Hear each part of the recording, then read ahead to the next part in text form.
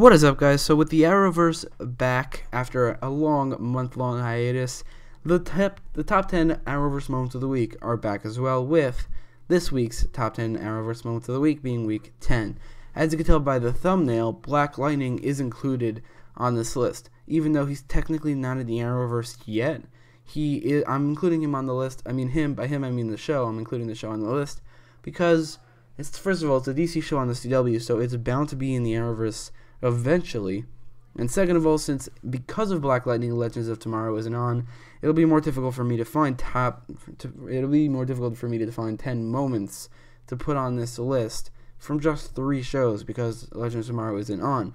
So instead of Legends of Tomorrow this week, and until Legends of Tomorrow comes back, I'm using Black Lightning instead. Once it does come back and Supergirl will be on break, I will still use Black Lightning in these top 10 Arrowverse moments of the week videos because he will eventually, or by he I mean the the show will eventually connect to the Arrowverse in one way or another, either being on another Earth, or maybe even on one of the other Earths of Supergirl or the Arrowverse Earth 1.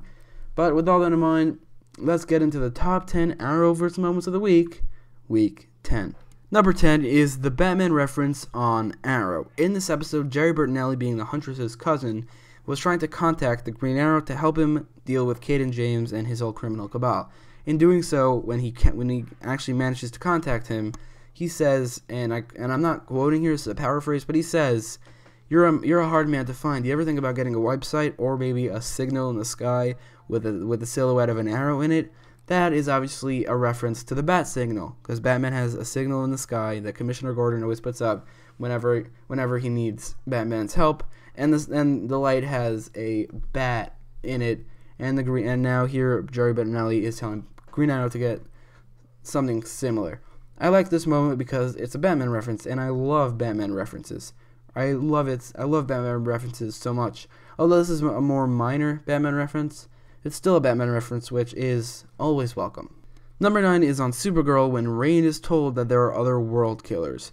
So when I heard this for the first time, I just thought that what they meant is that there will be other world killers, like something similar to Rain, probably look very similar to Rain with the same costume. But what it turns out is that a commenter let me know that in the comics, there are a team of world killers where Rain is the leader. There are other members. There's this lizard guy, there's this big beast, and this guy named the Flower of Heaven. By guy, I mean girls. They're all girls except for World Killer 1. But I like this moment because it's foreshadowing that we will see these guys. It's not foreshadowing, it's directly telling us that we will see these other world killers, which is actually something pretty exciting to me. Just imagine a season finale with all these world killers going up against Supergirl, the Legion of Superheroes, and Martian Manhunter, and maybe even Superman, with the Legion of Superheroes, Martian Manhunter, and Superman fighting all the other world killers, but the main fight we focus on is Supergirl versus Rain.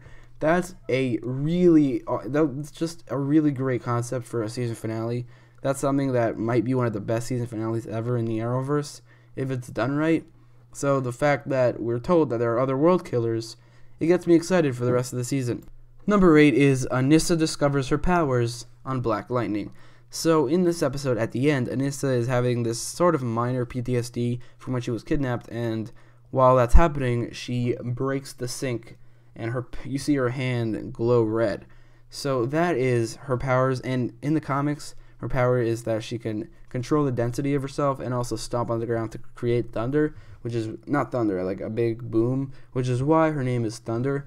And we see a poster was released for her costume, so she will become Thunder in this season, and it's pretty cool that they revealed that she has powers in the first episode. That's something that I really didn't expect. It's very unexpected that they already started her becoming Thunder in the first episode. It's really cool. Number 7 is the Black Lightning fight scene on Black Lightning. That's 2 Black Lightnings in a row. The reason I like this scene so much is because the way Black Lightning uses his electricity in his fight style actually looks really great. It's really interesting. Black Lightning has never been an interesting superhero, and one of the reasons for that is because his power set is really boring. All he can do is shoot electricity, and I'm guessing also control electricity. So whenever he was in a fight scene in any of the cartoon movies he's been in, who really cared? But here, his fight scenes, he incorporated his electricity into his fight style, which is really interesting. In this fight scene, though, whenever he wasn't using his electricity, it looked a little weird. But it's easy to get past, because when he is incorporating his electricity into that fight style, into that fight scene, it's done really well, and it looks really great. Number 6 is the Legion, Martian Manhunter, and Supergirl versus Reign on Supergirl. So this, I feel like, should have been a little higher. It was a little disappointing because of how short it is, but nevertheless, it was still pretty great. I said that if Martian Manhunter didn't show up in the final fight with the Legion and versus Reign and team up with the Legion, I would be a little mad. And turns out that he actually did. He showed up and helped them with Reign, albeit for a little bit. It was still really cool. And then Supergirl showed up in the end and injected Reign with that kryptonite thing. It wasn't an insane battle or anything, but it was really cool seeing all these superheroes together fighting against one person.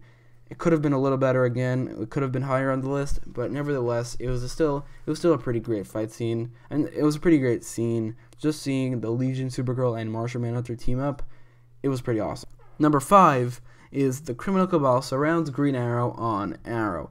The reason I like this scene is because I was a little worried that the Criminal Cabal wouldn't turn out really well. I was worried that they wouldn't stack up to the 5 previous main villains, albeit not all of them were great villains. All of them were threatening. All of them were threatening villains, and I thought that the Criminal Cabal, especially with a hacker as the main villain, I thought it wouldn't be that threatening. But seeing Green Arrow by himself in the field, being surrounded by Kaden James, Black Siren, Ricardo Diaz, Vigilante, and Anatoly, and also Anatoly's men, being the Bratva, and Ricardo Diaz's men, it looked a little overwhelming for Green Arrow, which is why I liked this scene so much. He was surrounded by the Criminal Cabal, and it made the Criminal Cabal look like threatening villains, albeit it was probably only because Green Arrow was by himself and now with his team. But that's a part of the story in this arc. The team separated, and Kaden James made that happen by setting it. He set it in motion, basically. So it made the Criminal Cabal look really threatening, which is why I like this scene so much. Number 4 is the Legion explaining their mission, and also the lightning lash reference, which was in that on Supergirl. So the Legion was explaining why they can't go out into the field and what their mission was, and it was very interesting to me. They said that Wynath was eaten up by the Blight. Both those things are DC things. Wynath is where Lightning Lad and Lightning Lass was from. I just said there was a Lightning Lass reference, but that wasn't that. That is kind of a reference to them, but that's also a reference to Lightning Lad. There was also a Lightning Lass reference because they said that their friend Isla is from Wynath and went there to investigate. Isla is Lightning Lass in the comics, so that confirms that Lightning Lass exists. Now there's also the Blight, which are aliens who eat planets in the comics. They weren't in the comics very often. They were in like 1 or 2 storylines. So they really delved deep they dug deep to find the Blight. But I think their mission was actually really cool, the way they explained it also. But really the best thing to come out of this is all the DC references, and also the Lightning Lass reference. Number 3 is Barry is found guilty / the Flash is honored contrast scene. There's a scene where it cuts between Barry being totally roasted by the judge and ultimately found guilty. He was already found guilty earlier, but his sentence was carried out in that scene, and also but it cuts to the Flash being honored by the CCPD because he took down Fallout. So that I love this scene so much because it shows what would have happened if the Flash actually would have given up his identity and told the world he was the Flash. Everyone would have believed him. He could have explained how DeVoe put himself in somebody else's mind and framed Barry framed the Flash, or aka Barry Allen, for murder. Everyone would have believed him because the Flash, you see, is honored as the city's greatest hero. So everybody loves the Flash. So they would have believed him, especially with everything that's been going on in Central City the last 4 years. People would have believed him, and he probably wouldn't have been put into jail. So the fact that they're contrasting between him being sentenced to life in prison and the Flash being honored by the CCPD as the greatest hero of their city, that's why I love the scene so much. Number 2 is the Green Arrow fight scene where he fights the Bratva and also the Ricardo Diaz's organization on Arrow. this was, without a doubt, the best Green Arrow fight scene in a while. We haven't seen a good Green Arrow fight scene since episode 2 of this season, and even then, the fight scenes were great in episode 1 and 2, but this took it to a whole nother level. This fight scene was so excellently choreographed. It was one long one shot, which I love. When fight scenes either cover cuts or there are no cuts at all, it makes the fight scenes so much better. Obviously, they probably covered the shots by having somebody run across the camera, but that is the illusion is enough. It looks amazing. This fight scene was really well choreographed, and that's really about it. It was really well choreographed. It was exciting as hell. It was one of the best Green Arrow fight scenes we've ever had, and without a doubt the best Green Arrow fight scene of this season, and the best fight scene in general in the Arrowverse in a while. But there is one thing that was better from this week that I'm pretty sure that a couple of you know what it is. There's one scene that I love so much from one of these shows, but before that, let's get into the honorable mentions. So the honorable mentions are the Barry and Iris slow-mo conversation on the Flash. The Team Flash takes out Fallout scene on the Flash. Barry is put into Henry Allen's old cell on the Flash, and also Jefferson Pierce stops Will is that 100 kid, from shooting Anissa. I like that scene a lot. I'm not going to explain why because it's honorable mentions, but let's get into number 1. Number 1 is Ralph tells Joe what will happen if he frames Marlize DeVoe on the Flash. This is a really great example of what happens when you give Hartley Sawyer, who plays Ralph Dibny, some really great lines and a really great scene other than comedic lines, because when he's given those lines, that scene, he excels so much. We saw that in episode 4, when he debuted, he had that whole argument with Barry about whether or not Barry should have ratted him out, and here in this scene we see the same thing. It's so well acted by Hartley Sawyer. Ralph Dibny's talking about what will happen to Joe if he frames Marlize, and he's clearly talking about what happened to him in the past 4 years from when he was ratted out by Barry Allen.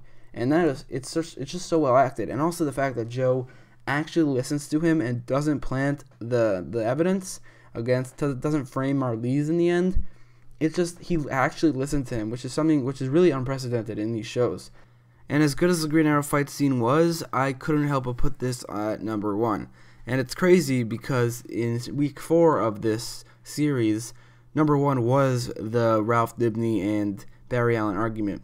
It's just that Hartley Sawyer, is a great actor when it comes to these type of scenes, and he just excels in that scene and this scene, which lands it in number 1. But anyway, let me know what you thought are the best moments from this week of the Arrowverse and also Black Lightning in the comments down below. And don't forget to like, share, and subscribe. Thanks for watching.